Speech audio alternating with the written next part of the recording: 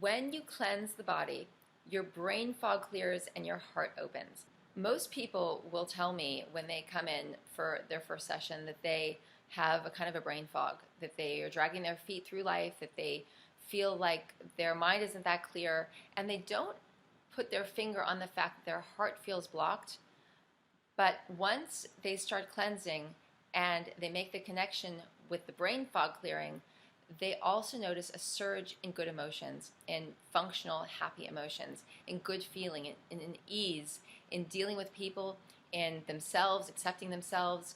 They can go from feeling grumpy and self-loathing to a few days or a week later feeling like they have so much to give and so much tolerance and so much ease. And that's one of the big landmark markers for success in cleansing. You know this is happening not just because your body's changing, not just because your skin is improving, not just because your eyes are getting clearer, not just because you're sleeping better, not just because your symptoms are going away, but because you feel this ease with yourself, with life.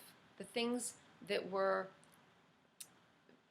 difficult in terms of just getting through your day and managing other people's personalities and your own, that goes away. And that creates so much space in your life to create new, healthier, better, functional, productive things and to have way better relationships.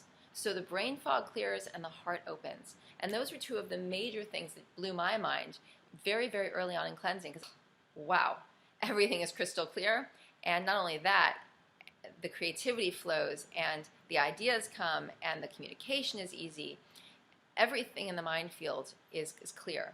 And the heart gets so beautiful. You start to feel the love that got suppressed when you were little, and there were so many ways that your heart would be suppressed, and much of it is, believe it or not, through what we were eating, because it was suppressing our tissues, and our tissues need to conduct life force. Life force is love.